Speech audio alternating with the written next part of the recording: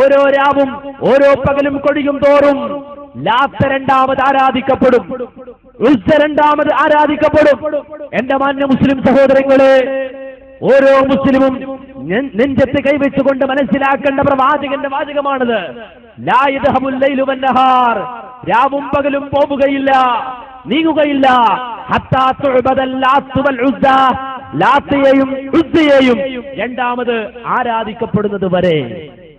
മക്കം ഫതഹിന്റെ ദിവസം വിശുദ്ധമായ കഅബാലയത്തിന്റെ അകത്തളങ്ങളിൽ നിന്ന് പെടലിക്ക് പിടിച്ച് പുറത്തേക്കെറിഞ്ഞ് ജാഅൽ ഹഖ് വദഹഖൽ ബാത്തിൽ ഇന്നൽ ബാത്തില കാന സഹൂഖ എന്ന് പ്രഖ്യാപിച്ചുകൊണ്ട് പ്രവാചകൻ അടിച്ചു തകർത്ത ലാത്ത, ആ ലാത്ത ഇവിടെ രണ്ടാമത് ആരാധിക്കപ്പെടുമെന്ന് മുഹമ്മദ് റസൂലുള്ളാഹി സ്വല്ലല്ലാഹു അലൈഹി വസല്ലമ പറഞ്ഞുവെങ്കിൽ ആ ഒരു അവസ്ഥയിലേക്ക് മുസ്ലിം സമുദായം പോയിക്കൊണ്ടിരിക്കുകയാണ്.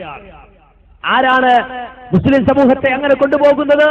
മറ്റാരുമല്ല, ഈ സമൂഹത്തിലെ മലഉകൾ, ഈ സമൂഹത്തിലെ നേതാക്കന്മാർ, ഈ സമൂഹത്തെ നേർവഴിക്ക് നയിക്കേണ്ട നായകന്മാർ. ആ നായകന്മാർ തന്നെ ഈ ലാത്തയെ ആരാധിക്കുന്ന അവസ്ഥയിലേക്ക്, ഉസ്സയെ ആരാധിക്കുന്ന അവസ്ഥയിലേക്ക്, അള്ളാഹുവിന് പുറമെയുള്ള പടപ്പുകളെ ആരാധിക്കുന്ന അവസ്ഥയിലേക്ക് മുസ്ലിം സമൂഹത്തെ കൈപിടിച്ചു കൊണ്ടുപോകുന്ന ഏറ്റവും വേദനാജനകമായ കാഴ്ചയാണ് നമുക്ക് കാണാൻ കഴിയുന്നത്. ഇതൊരു ആരോപണം ഉന്നയിക്കുകയല്ല, ഒരാളെ കുറ്റപ്പെടുത്തുവാൻ വേണ്ടി പറയുന്നതല്ല, നേരെ മറിച്ച് വ്യക്തമായി നമുക്കത് കാണാൻ കഴിയുന്നു. ഒരു പണ്ഡിതനോടുള്ള ചോദ്യവും ആ ചോദ്യത്തിന് ആ പണ്ഡിതൻ നൽകുന്ന ഉത്തരവും നിങ്ങൾ ശ്രദ്ധിച്ചാൽ തന്നെ ഞാൻ പറയുന്ന ഈ കാര്യത്തിലുള്ള തെളിവാണ് എന്നത് വളരെ വ്യക്തമായി മനസ്സിലാക്കാൻ സാധിക്കുന്നതാണ്. ഒരു കാര്യം കൂടി പറയാനുണ്ട്. ലാത്ത മുസ്ലിം അല്ലാത്തത് കൊണ്ടാണ്, അല്ല അഥവാ ഔലിയാക്കളിൽ സ്വാലിഹീങ്ങളിൽ പെട്ടതല്ലാത്ത ആളല്ലാത്തത് കൊണ്ടാണ് അദ്ദേഹത്തിനോട് ചോദിക്കാൻ പാടില്ല എന്നാണ് താങ്കളുടെ അഭിപ്രായം. സൂറത്ത് നജ്മിന്റെ വിശദീകരണമായി ഫത്ഹുൽ ബാരിയിൽ ഇബ്നു ഹജർ അസ്കലാനി ബുഖാരിയുടെ ഹദീസിന്റെ വിശദീകരണമായി ഇബ്നു ഹജർ അസ്കലാനി ഫത്ഹുൽ ബാരിയിൽ 16-ാമത്തെ വാല്യത്തിൽ അതിന് വ്യക്തമായി വിശദീകരണം കൊടുത്തിട്ടുണ്ട്. റിജാലിൻ സ്വാലിഹീൻ എന്ന് പറഞ്ഞുകൊണ്ട് ലാത്തയെ സ്വാലിഹീങ്ങളിൽപ്പെട്ട ആളായിരുന്നു എന്ന് ഇബ്നു ഹജർ അസ്കലാനി അതിനെക്കുറിച്ച് രേഖപ്പെടുത്തിയിട്ടുണ്ട്. അപ്പോൾ നിങ്ങൾ ലാത്ത മുസ്ലിമല്ല, അല്ലെങ്കിൽ ഗുരുവായൂരപ്പന്റെ കൂട്ടത്തിലാണ് എന്ന് പറഞ്ഞുകൊണ്ട് നിങ്ങൾക്ക് തള്ളിക്കളയാൻ പറ്റില്ല. ഒരു മുസ്ലിം ഈ ലാത്തയ്ക്ക് താങ്കൾ പറഞ്ഞതുപോലെ സമതിയത്ത് അള്ളാഹുവിന് മാത്രമാണെന്ന് വിശ്വസിച്ചുകൊണ്ട്, ഈ ലാത്ത ഒരു ഔലിയ, ഒരു സ്വാലിഹീങ്ങളിൽപ്പെട്ട ആളാണെന്ന് വിശ്വസിച്ചുകൊണ്ട്, ഒരു വലിയാണെന്ന് വിശ്വസിച്ചുകൊണ്ട് ഒരു മുസ്ലിം സഹായം തേടിയാൽ അത് ശിർക്കാകുമോ അല്ലയോ എന്ന് മാത്രമാണ് എന്റെ ചോദ്യം. എന്നാൽ അതിന് മറുപടി പറഞ്ഞില്ല.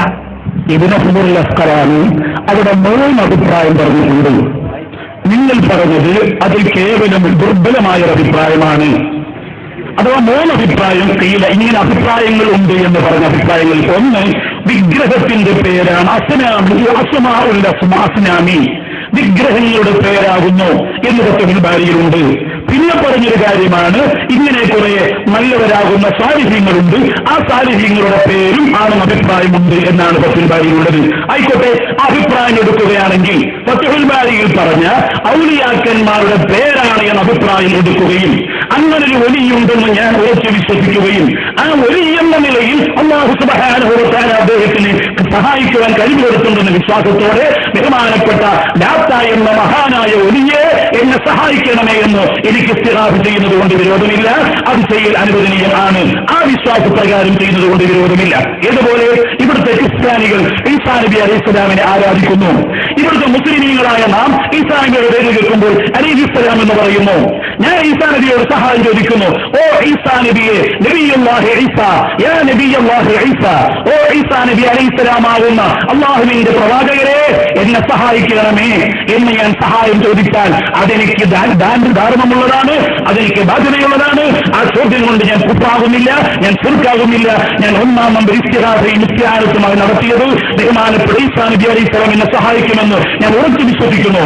നേരെ മറിച്ച് സഹോദര മതസ്ഥരായ ആളുകൾ ഈസാ നബി അലൈഹി സ്വലാമിനെ കർത്താവായ യേശു എന്നും ദൈവപുത്രനായ യേശു എന്നും വിശ്വസിക്കുന്നു. ആ വിശ്വാസം വെച്ചുകൊണ്ട് സഹായാർത്ഥന നടത്തിയാൽ അത് ശിർക്കാണ്, അത് കുഫ്റാണ്. അപ്പോൾ ആരോട് ചോദിക്കുന്നു എന്നതല്ല, അതിന്റെ യാഥാർത്ഥ്യവും വിളിക്കുന്നതിന്റെ വിശ്വാസവും കൂടി നാം കൂട്ടിച്ചേർക്കേണ്ടതുണ്ട്.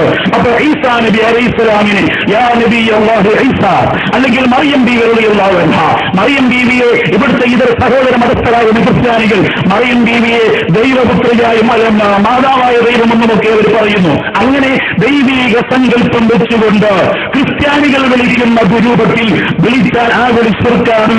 നേരെ മറിച്ച് യാ വലിയത്തുല്ലാഹി മറിയം, ഓ അല്ലാഹുവിന്റെ വലിയത്തായ മറിയം ബീവിയെ എന്നെ സഹായിക്കണമേ എന്ന് ഞാൻ വിളിച്ചാൽ അതെനിക്ക് ഇസ്തിഹാദയാണ്, അതെന്റെ ധാർമ്മികമായ തൗഹീദിന്റെ പരിധിക്ക് പെടുന്നതാണ്. ഇതുപോലെ ലാത്ത ഒലിയുല്ലാഹി എന്ന കൗല് പ്രകാരം, ലാത്ത അല്ലാഹുവിന്റെ ഒലി എന്ന മഹാത്മാവെന്ന കൗല് പ്രകാരം ആ ചരിത്രം ബോധ്യപ്പെട്ടുകൊണ്ട് യഥാർത്ഥ ഒലി എന്ന് കണ്ടെത്തി ഞാൻ അദ്ദേഹത്തെ ഒരു സഹായം ചോദിച്ചാൽ അത് തൗഹീദിന്റെ പരിധിയിൽ പെടുന്ന സഹായമാണ്. ആ സഹായം കൊണ്ട് വിളിച്ചാൽ ഒരിക്കലും തൗഹീദിനെ പുറത്തു പോകുന്ന പ്രശ്നം ഇല്ലേ ഇല്ല. വളരെ നിസ്സാരമായ ഒരു പ്രശ്നത്തിനാണ് മുഹമ്മദ് നബി സല്ലല്ലാഹു അലൈഹി വസല്ലം പ്രശ്നം ഉണ്ടാക്കിയത്. അബൂജഹൽ ലാത്തെ വിളിച്ചു. നബി സല്ലല്ലാഹു അലൈഹി വസല്ലം പറഞ്ഞു, അല്ല, നിങ്ങൾ എന്താണ് ഈ കാണിക്കുന്നത്, എന്താണ് ഈ പ്രവർത്തിക്കുന്നത്? ഏകനായ റബ്ബ് അവന് മാത്രം സമർപ്പിക്കണം, നിങ്ങൾ ലാത്തക്ക് കൊടുക്കുകയാണോ, ഉസ്സക്ക് കൊടുക്കുകയാണോ എന്ന് നബി സല്ലല്ലാഹു അലൈഹി വസല്ലം ചോദിച്ചു. അതിന്റെ പേരിൽ 13 കൊല്ലക്കാലം നബി സല്ലല്ലാഹു അലൈഹി വസല്ലം പട്ടിണി കിടക്കേണ്ടി വന്നു, അടികൊള്ളേണ്ടി വന്നു, അവസാനം നാടുവിടേണ്ടി വന്നു. ബദറുണ്ടായി, ഉഹുദുണ്ടായി, ഖന്തഖുണ്ടായി, ഹുനൈനുണ്ടായി, ഖൈബറുണ്ടായി, അങ്ങനെ പല പ്രശ്നങ്ങളുണ്ടായി. യഥാർത്ഥത്തിൽ നബി സല്ലല്ലാഹു അലൈഹി വസല്ലം എത്ര ചെയ്യേണ്ടിയിരുന്നുള്ളൂ? നിങ്ങൾ ലാത്തേന്ന് വിളിച്ചോ പ്രശ്നമില്ല, ഉസ്സയെന്ന് വിളിച്ചോ പ്രശ്നമില്ല, ഇബ്രാഹിം നബിയെ വിളിച്ചോ പ്രശ്നമില്ല, ഇസ്മായിൽ നബി വിളിച്ചോ പ്രശ്നമില്ല. പക്ഷെ അള്ളാഹു കൊടുത്ത കഴിവാണെന്ന് വിചാരിച്ചാൽ മതി. ഇവരാരും അള്ളയല്ലെന്ന് വിചാരിച്ചാൽ മതി. അള്ളയല്ലാന്ന് വിചാരിച്ച് നിങ്ങൾ ലാത്തയെ വിളിച്ചോ, ഉസ്സയെ വിളിച്ചോ, ഹുബലാലെ വിളിച്ചോ, അള്ളാഹുവായി ഒരാളുണ്ട് എന്ന് മനസ്സിലാക്കിയാൽ മതി എന്ന് മഹാനായ മുഹമ്മദ് നബി സല്ലല്ലാഹു അലൈഹി വസല്ലം പറഞ്ഞാൽ മതിയായിരുന്നു.